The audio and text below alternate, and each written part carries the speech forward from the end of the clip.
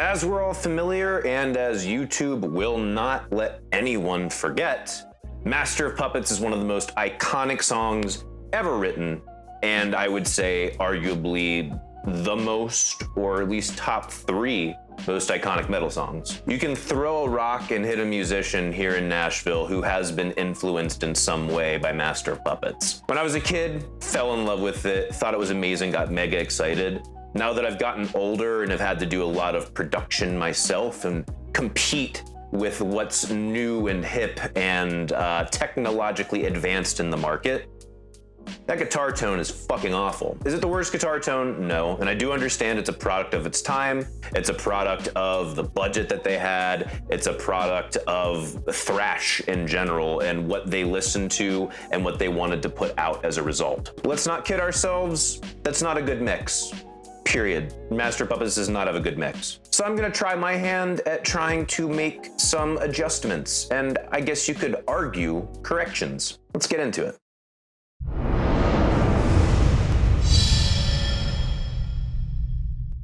Hey, today's video is sponsored by headphones.com. Headphones.com is unique in the audiophile space. They are committed to excellent audio and giving you a fantastic sonic experience. They try countless products themselves, but will only carry the ones they truly believe in. They have headphones, in-ear monitors, DACs, that's a digital audio converter if you're a noob. They got amps, they got speakers. And now this is the only place you can grab these new Focal Batiste headphones. Wireless headphones with noise canceling, extremely luxurious and high fidelity sound. Seriously, I can't describe how much I love these headphones.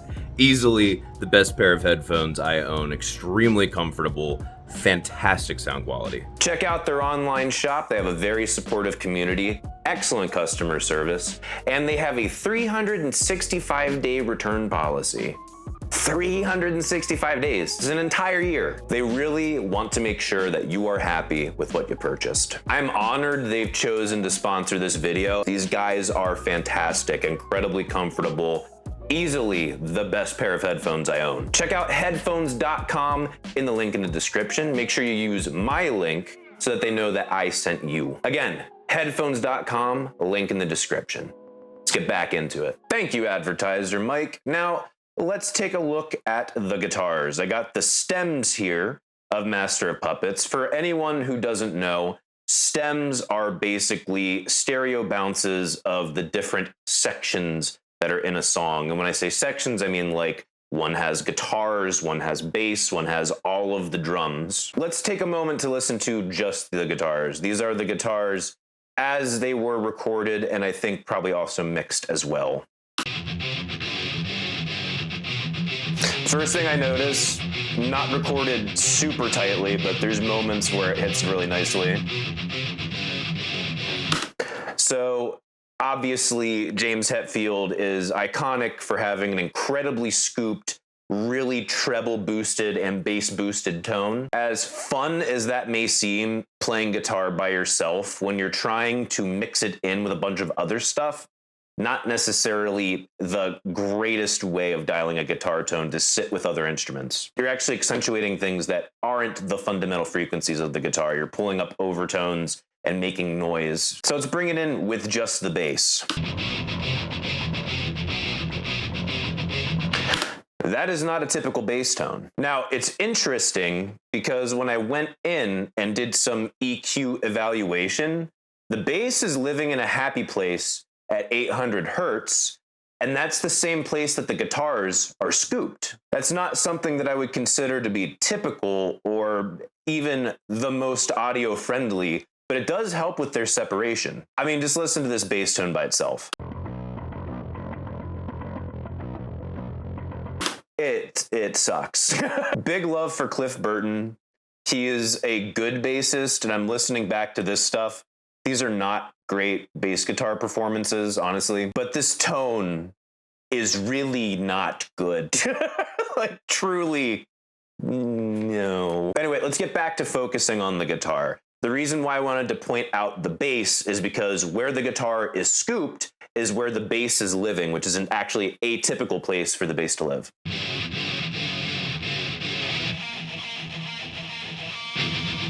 It's so unnecessarily harsh. I get he wants it to be raw. He wants the sound of metal, which you're also going to get in the drum mix as well. We're going to get to that. But it's so unnecessarily harsh. So let's compare that to a different mix of this exact same recording. This is the exact same recording, but I mixed it myself.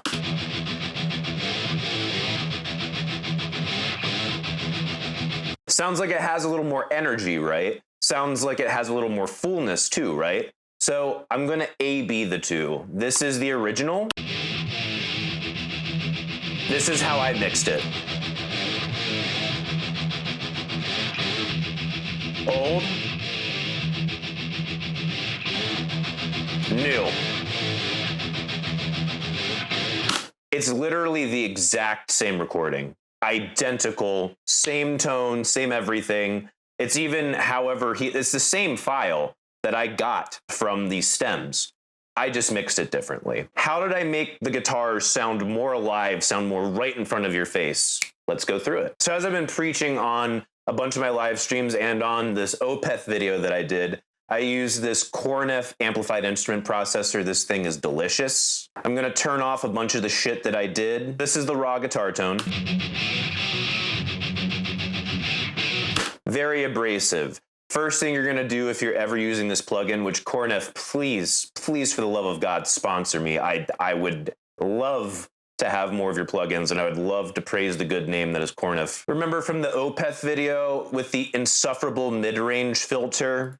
This is what that sounds like. Be careful, be very careful. You might need to turn the volume down here before I start playing, which will be in 3, 2, 1. Like the most unpleasant fucking sound known to mankind. So what I did, I pulled that out like this,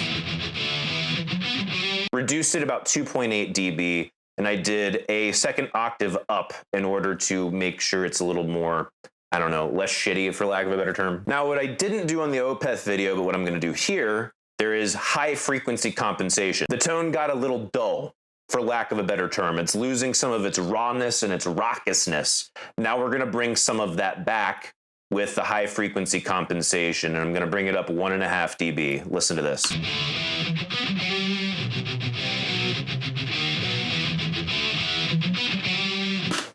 So just that in and of itself, I'm gonna turn it off. Before, after. Before, after.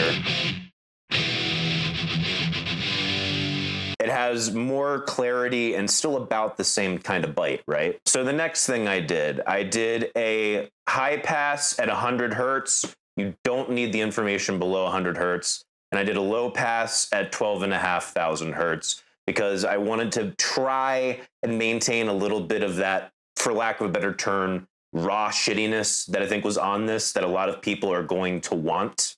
So I popped that on with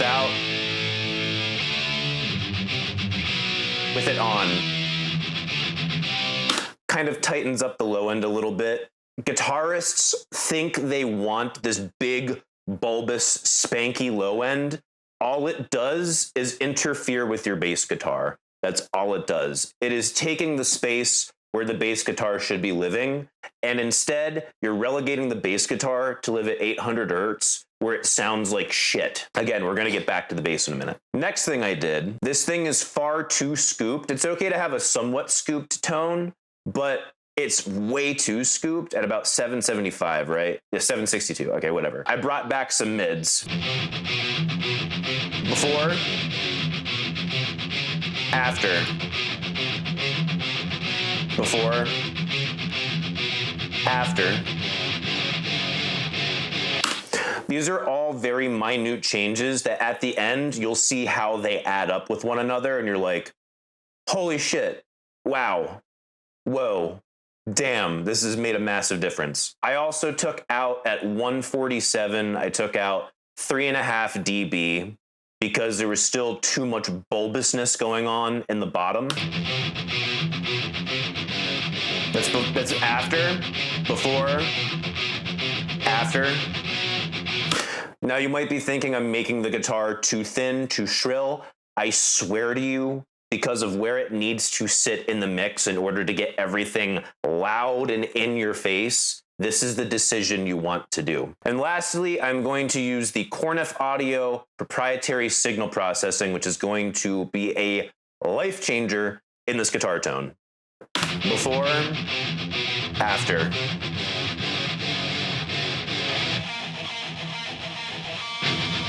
Before, after. If you were wondering about all of these movements, that's because I did all of these movements after pressing that button. I showed you all of those first because I wanted you to get the idea in your head that all of these tiny movements do add up and make a difference, which, like, for the record, I'll turn that off and I'll turn off the whole plugin on and off so you can see what just those small movements do. That's before, after, before, after, Cornef audio processing line. So now, before, after. Can't even fucking compete. Can't even get close, and it still feels like Hetfield. There is so much smallness and shrillness in that tone that just, I get that it wants to be shreddy. I get that it wants to feel heavy with the bottom and feel fat and mean and beefy, but that's not what it was doing. You get more beef out of your mids if you know how to fucking dial them right. Your low end really is just clouding things and masking other instruments because it feels cool, because it has that percussive element to it. It's a lie to yourself that it's a better tone. It's not. I promise you. That is one of the biggest fallacies of young guitar players who do not do this shit and haven't had the experience of going through all of these trial and error processes. So that's the guitars. Fucking mean. Super mean. So what did I do with the bass? Here's the original bass. Here's how I mix the bass. Holy shit, it almost sounds like a bass. This one sounds small, fuzzy, dull, bleh. Like whatever they were doing with the knobs on that thing, the distortion they were using, and however they were capturing it was just really not good. I don't know if this is before they knew the trick of recording a distorted version and in parallel a direct injection of just the bass instrument raw so that you could capture some of the high-end crispness and some of the low-end warmth. That seems to be completely missing. This is mostly just gross mid-range and almost no bottom whatsoever. That's one thing you'll find on most of this mix is just a very little low end. But here, I'll bring it back. Mine, theirs. Mine, theirs. Just holy Lord, what a pathetic bass tone. So first thing I did, I brought up, again, Cornef AIP. This thing is amazing. I boosted 92 hertz by almost 12 decibels. That is insane. Before, after. Before, after. Like, it wasn't even a fucking bass guitar before. It was just another guitar instrument. Like, why even? Why even? And I also took out some of 800 hertz. 800 hertz is where this thing was living, right? So it doesn't sound like it makes a big difference, right? If I turn it on and off. If I bring it back,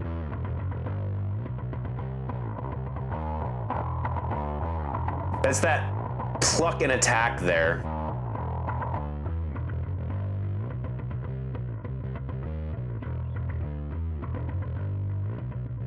So what I'm doing, I'm reducing a bit of the grossness of that attack from the fingers. I also added about 9 dB at 2.5K.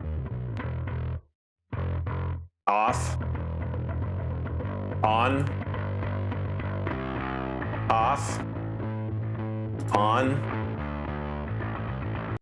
Brings back a little more of that growl, which, I mean, honestly, I wish I could get something closer to a proper Rickenbacker sound. The guy played fucking Rickenbackers, if I remember correctly. Those things had some serious growl in the upper mids, man. They were really cool. Anyway, I did my best to emulate that by bringing back, again, some of it around 2.5K. Makes a big difference. And helps it marry with the guitars a little bit better, so they sound like a big wall as opposed to being separated, tiny, shitty things. Next thing I did, I saturated the motherfucker a lot. Then I brought in Soothe, which I think I've shown you guys this before on the live stream. It's basically in real time EQing frequencies that are getting a little obnoxious and taming those so they're not leaping out and fucking up your mix or hitting your compressors too hard.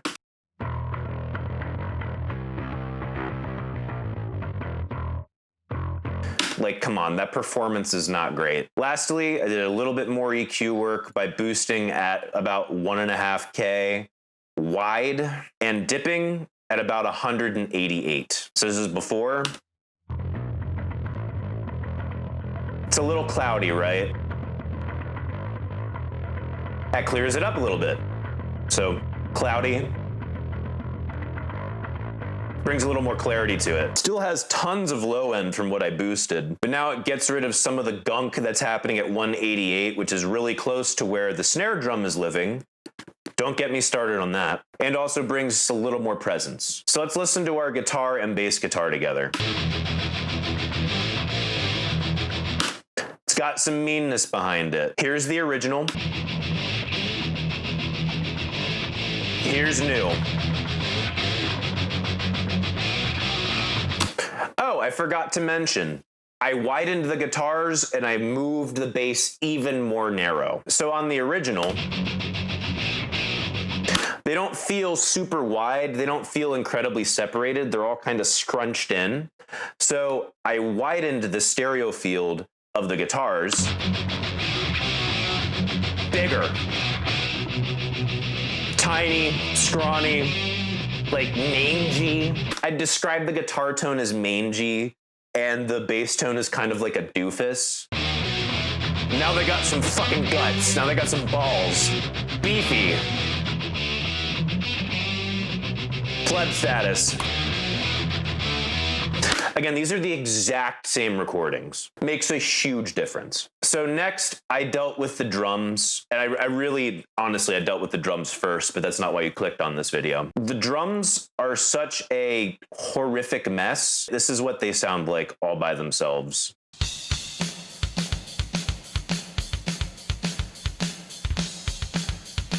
You think, okay, that sounds kind of classic, right? Now, listen to it when he actually has to do double kick. Like, it's so sloppy. It's so inconsistent. I understand how they tried to mix the kick drum. I'm not sure how they recorded it. And that's the big question I have. Did they just fucking murder the character of this drum? Like, even just looking at the frequency response, right here, it says the fundamental is at 70 hertz, but I don't buy it. It sounds so not at 70 hertz. Like, I've heard kicks at 80 hertz that have more character to it. So I'm thinking to myself, what the fuck did they do to this kick drum? It sounds so thin and metallic and tiny. So this is what I did to the drums.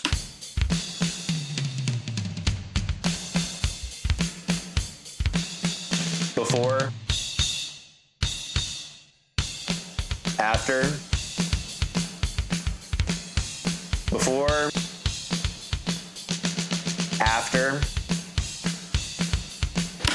Got the cymbals mellowed out quite a bit. I got the body, the sub really back to that kick drum. The snare is clearer. There is really not much I can do with a drum stem bounce that's really going to change the character of these. Like, I would need the kick. If there's more than one mic on the kick, I'd need the multiple kick mics. I'd need multiple snare mics. I would need the overheads, the toms, the room, all that shit I would need separately on its own to really dial these in better. But this was my humble attempt at trying to fix this issue. So the first place I knew I had to work was the kick drum. That was just a disaster. So I needed to bring some body back.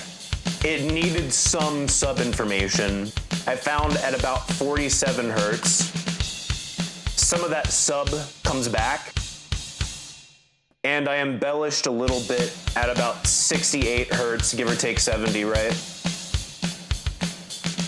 Find more of that fundamental and exaggerate it, because it really just was lacking character. It didn't sound like a kick drum. It sounded like a giant pancake slapping on concrete. It just had no fucking life to it. All of the life was in the mids and the high end, which is where the guitars were living. And I get you want some of that, but that's not all of the character a drum should be. So again, this is before, after, before, after. Bringing a little bit of that life back to that kick drum. I also did a little bit of an exaggeration at 174, which is about the fundamental of where that snare drum is living. Notice that little spike there before. It's right there. Help the body come through a little bit more, cut a little bit better. And I brought the highs up a little bit at about 2K to exaggerate the attack of all of the drums and make that cut better. And it was a shelf, so I'm bringing up all of the cymbals as well. This is before. This is after. Before. After. Big help. Threw on Soothe just to tame some of the stuff happening between 2K and 12K. There was a lot of harshness in those cymbals and a lot of bite coming out of the attack of every drum shell. This is before. After. You can't hear a massive difference. It just becomes less fatiguing on your ears is the best way I would describe it.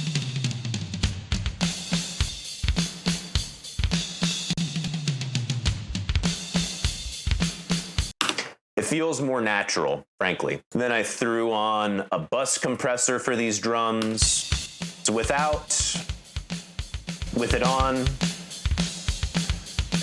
kind of gives you a little more oomph and fuckitude to what's going on in the kick drum. I made the attack for engaging the compressor very wide because I wanted this to mostly focus on when the kick drum was hitting, since that hands down was the piece of the drum kit that was suffering the most, which is also why I wanted to make it louder so that it was the one really pumping the shit out of that compressor. And I used the amplified instrument processor by Cornef, but only for its stereo thinning. This is before.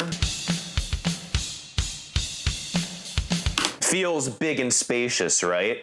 Now this is after. Before. After. You can't notice a huge difference right now, but what's happening is instead of the drums being way out here and the cymbals way out here, I brought them in here.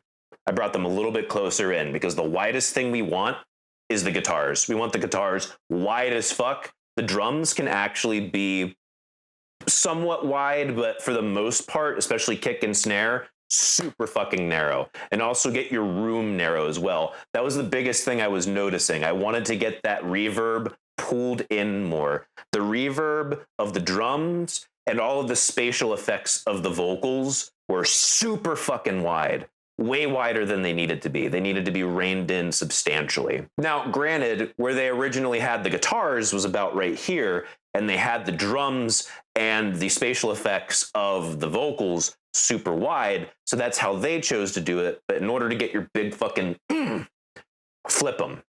Do your spatial effects in here, do your guitars way the fuck out here. Before, after, before, after. There's just more oomph, there's more excitement, there's just more enjoyment coming out of my drum kit sound, frankly. And I'm not even happy with it. It's really not fixable without getting the individual tracks, and even then, not a guarantee. So then lastly, we have the vocals, right? Fiends that pump with fear, Sucking duck is clear, leading on your death's construction. I really didn't want to do too much to this, so all I did was the easy way out. I added some saturation, not a ton. I brought up the vocal strip by SSL and gave it pop male vocal preset and didn't touch anything else. That preset does some hyping of the EQ and gives it something a little bit more modern feeling, but also compresses substantially. And I brought it in the stereo field. So again, before, Need to work the way. after, Never you betray. Before, Life of death becoming after. clearer. Pain monopoly. before, Ritual misery. After. Chop your breakfast on a mirror. Now, the original sounds more natural. I'll 100% give them that. The new one sounds more intense and in your face. And not only that, I didn't have a choice but to also compress the spatial effects. So the spatial effects are also brought up in the mix, and it actually adds a really cool effect. So now that I'm done fucking around, let's listen to the proper before and after. Oh, fuck, I completely forgot. I also threw on a bus compressor and just a limiter to make sure it doesn't peak, which we had a lot of peaking happening this whole time. So this is before. This is after.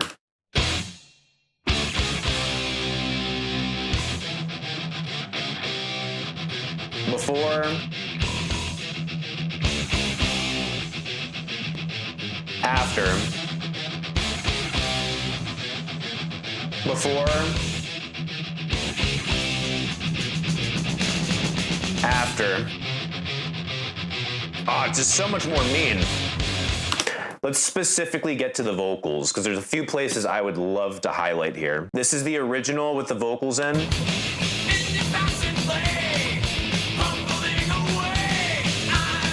Everything is just fucking clawing for that one slice of the high mids. Just fucking begging and fighting and screaming and catfighting with one another for this one particular fucking space that they think is metallic. My version. Oh. Before. After. So much more alive.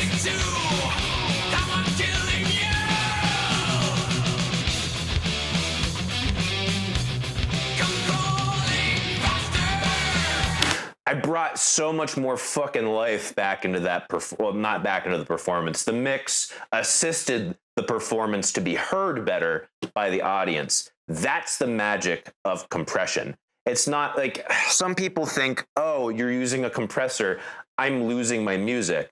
Quite the opposite. If you know how to tastefully compress, you're actually hearing parts of the song you weren't necessarily hearing before. Obviously, this also has a lot to do with what gear is the end user using, how is it recorded, how was it mastered, all this shit all plays into how you want to compress when you're mixing. But just listening back to it digitally, just like listen to this.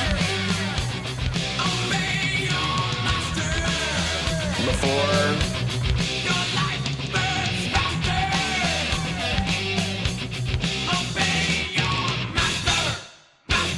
After.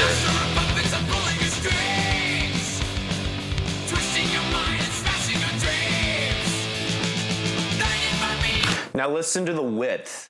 The width of this one, the original. It all feels pretty narrow in, right? It feels pretty tight, except for the fucking cymbals and the reverb of the drums.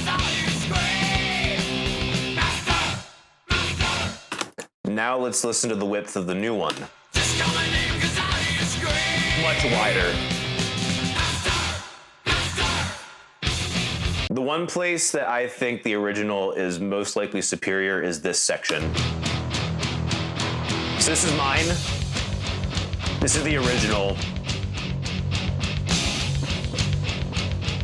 There's just something really satisfying about the grossness of that flubby low end that actually works in its favor quite a bit. Mine is more intelligible, but I would say it's less exciting. Which, if I was able to get my hands on the fucking toms and the kick drum individually, this wouldn't be an issue. I fucking promise you. But the original, it actually has a pretty fucking cool effect there on its own. Especially with how biting the guitars are. I'll take a loss on one part of the fucking song as compared to, in my opinion, improving the rest of it. It's easier on the ears. I think it has more energy to it. And it's a more satisfying, more well-rounded frequency experience. I'll do the A-B one more time. The original. Mine. Original. Mine. You can hear, you think, because I ducked out that low end in the guitars, oh, I'm gonna lose my pick attack. I made it more intelligible to tell where he's hitting the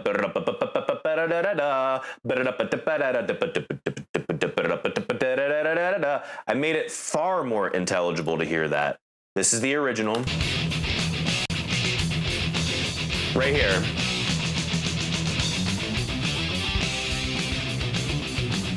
Feels like it's scraping sandpaper. This is mine.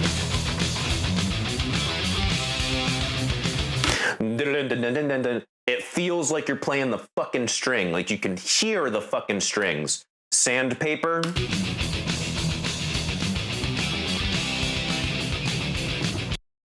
Now.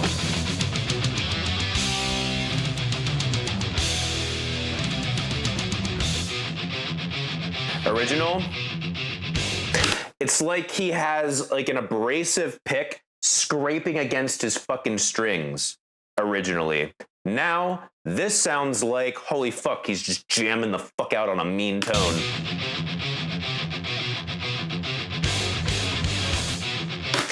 So there you go. That's how I would attempt to fix Master of Puppets in a mix. Again, I'm well aware I'm cheating because I'm using modern technology to address something that was done about 40 years ago. And while I'm not on a large budget myself, at the same time, having a small budget back then meant it was most likely gonna sound like shit. And considering the budget they did have, and the fact that, I mean, this is a band that got famous off of people passing tapes around and not really buying the music, which is ironic nowadays. These guys were obviously working well within their means. So I'm not like judging them. I'm not saying, oh, they should be fucking ashamed. This is still a masterful, iconic album, whether I want to change the mix or not. I just thought it would be a useful exercise because you're used to hearing it a certain way. And then once you're introduced to a new way that could potentially be better of listening to it, you think, shit, maybe it's overhyped a little bit in the production department. Again, just listening back.